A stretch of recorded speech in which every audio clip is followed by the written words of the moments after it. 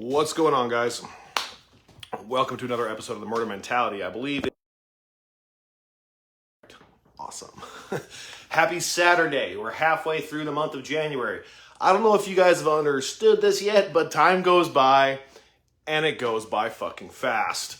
So let's get right into this. Let's not waste a bunch of time. Let's not spend a bunch of time just getting about the niceties. We're halfway through the first month of the year. That means that we're 1/24 of the way through. Now that may not seem like a lot to you, but I promise you it's going to go by fast. Especially if you're sitting around scrolling Facebook 24/7, scrolling Instagram, watching TikTok videos all the time. You are absolutely wasting massive quantities of your time. Unless you're consuming content that's benefiting you, teaching you, or uplifting you, you're wasting your time. And this is not like a dress rehearsal, guys. This is not a dress rehearsal. This is your life. And this is the only one of this life you're going to get. I don't care if you believe in reincarnation. I don't care if you believe in an afterlife. I don't care if you believe it's a dirt nap. This is the one chance you have at this life. Let's take it seriously, guys. I'm not saying you can't have fun. You absolutely need to have some fun. You absolutely need to take some time and enjoy some stuff. But I would wager if you look back in 10 years, you're not going to be able to define consuming content that's not benefiting you as enjoyment. I think you're going to call it killing time.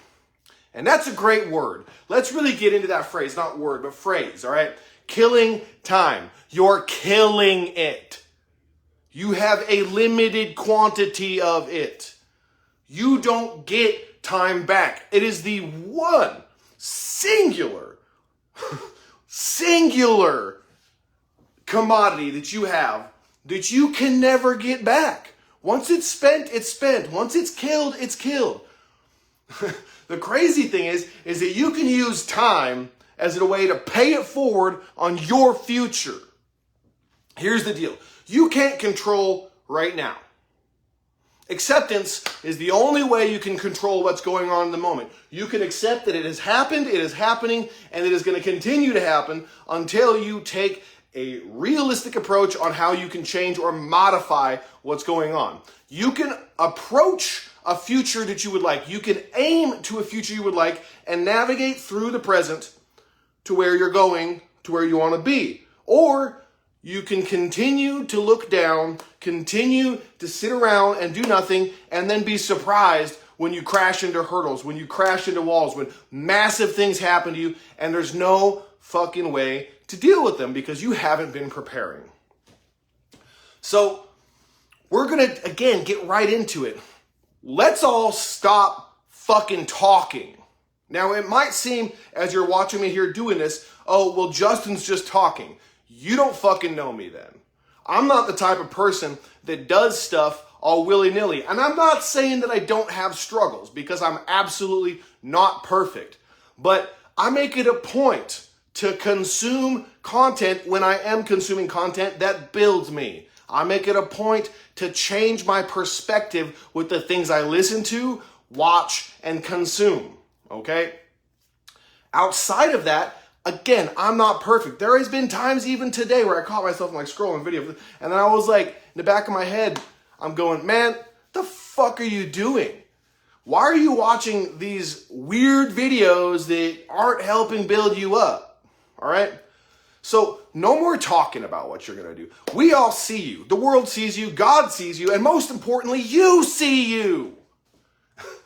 How are you going to pretend like you don't know you're full of shit if you're full of shit? If you're feeling personally attacked, good.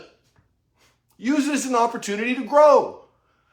All right? When we feel pain, that is a notification from God. It is a notification from the universe. And is it a notification from yourself, your conscience, the authentic voice of God telling you some shit needs to change? Really, think about it. Every time you feel pain about something, is there not something that you could do to help improve the situation? Are you a warrior or are you a watcher? Are you somebody that makes shit happen? Or are you somebody that has stuff happen to them? Because the way I look at it, anything that ever happens to me is happening for me. It's building me up. All right? It isn't about like, oh, this is the thing that happened and now I just can't cope with life anymore. Quit being a fucking pussy. For real.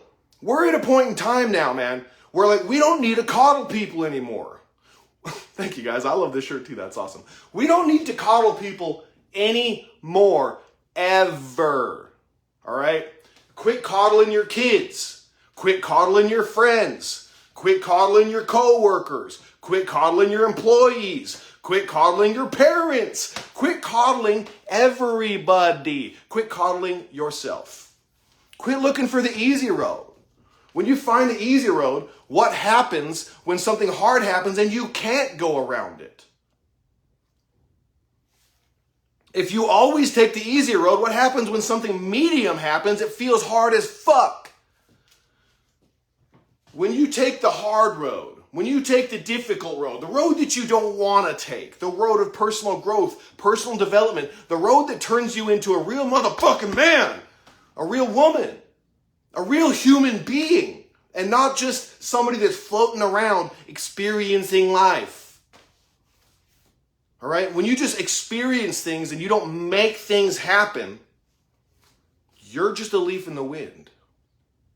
And I think we've reached a point in time where all of us, if we're real, can look out there at the world and agree that this just, I'm doing me. This, I just want to have lots of fun. The just, I only want to do things that I love to do doesn't fucking work. All right? Look at the people who only do shit that they really just like to do, instant gratification kind of stuff. Fucking perfect example, addicts. People that can't stop doing drugs are exactly that. People who always want something that makes them feel good. Not everything is going to make you feel good. Sometimes you're going to have to do something that makes you feel like shit while you do it so that you can feel good later. The pride you build from being a bad motherfucker is the type of thing that lasts a lifetime. The things I feel for instant gratification last what? An instant. All right? How many times have you done something in your life where you're like, I just really want to do this, and you get finished doing it and you're just like, what the fuck is wrong with me? That wasn't as fun as I thought it was going to be, and it just fucking led to a crash. It doesn't have to be drugs. It can be meaningless sex. It can be fucking porn.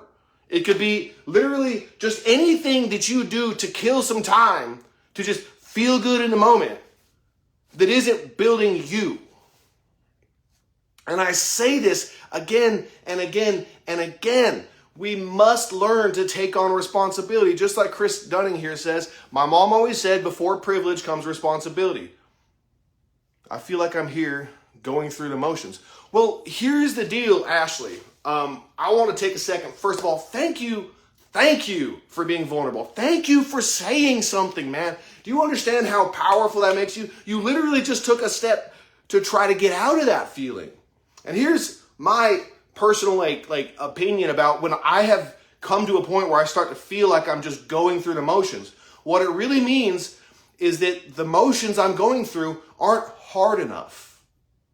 My sense of pride and self-worth, to me, comes directly from how fucking difficult the things that I'm overcoming and doing are. It's like, if I go to the gym every day, and I'm not trying to get just like fucking yoked, but if I go to the gym every day and I'm just pushing like the smallest amount of weight possible and just trying to just go through the motions, just whatever, I don't feel the same level of accomplishment when I'm done. But if I put like max weight on there and just go until I'm like, God, I can't fucking push another one. And then I do one more. And then like, I can't squeeze another one out. One more. The thing is that your subconscious recognizes you breaking through those barriers. And then all of a sudden, other barriers throughout your life. And this isn't just the gym, it's in everything. But all of a sudden, other barriers seem a lot less tall. You realize that this governor, this limiter switch inside your head that's like, nah, dog, that's uncomfortable. I don't like the way that feels. Let's avoid that. Goggins talks about this all the time. David Goggins, great speaker, ex-Navy SEAL, great dude, all right? And the thing is that that limiter inside your head is trying to tell you to stop when it's uncomfortable. But that means that you need to go harder, all right? That means you need to push past that feeling. Because that literally is your subconscious, your self-conscious, not your self-conscious, your subconscious, you've got the devil, you've got the enemy, whatever you want to call it, negativity. It's trying to get into your head and keep you from growing. But the crazy thing about negative influence in our lives and negative feelings, negative thought patterns, they can't actually do anything. The only thing that they can do is keep us from doing the things that we need to do. So really what's actually happening is it's not the negativity, it's not the feelings, it's not those things that are having you feel that way. It's your allowance of them influencing your ability to decide to do what's right.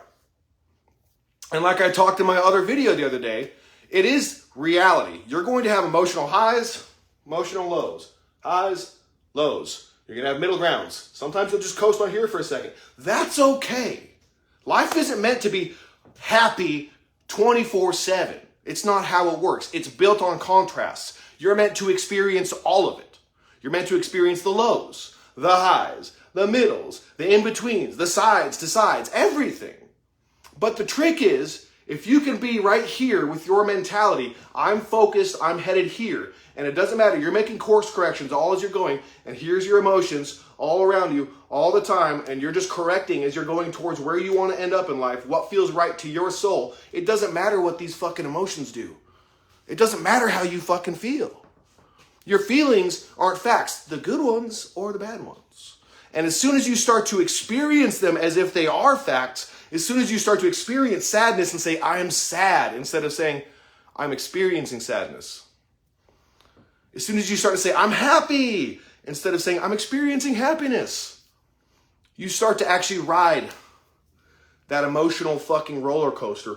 And now you can never predict how you're going to react or how you're going to feel as you go because you're not right here. You can enjoy the highs when you're here. You can even be appreciative of the lows when you're right here. But as long as you're riding on it, you're not in control of your emotions. You're not in control of how you feel. Either way, you're not in control of how you feel. But more importantly, you're not in control of how you react to your feelings. And it is my opinion that we are both spiritual and animal. We are both physical and soul, spirit, whatever you want to call it. Spirit is limitless. The flesh is not. But because we are animal, we are 100% animal, and we are 100% spirit tied together, we have to accommodate for both. Of course, we must take care of our bodies as best we can. We must take care of our minds. We absolutely have to care for our spirits. And if we can do those three things and keep them in harmony, you will find, at least in my experience, that you start to experience most of all what the best thing is out of all these crazy emotions: peace of mind. I want you to be able to have peace of mind based off of your actions. I don't feel good, man. This situation sucks, but I know I acted like the right person, and I'm okay with that now. I feel really good, man. This is so awesome. But I'm still going to stay at peace because I know when this feeling subsides, I don't want to feel like I crashed down.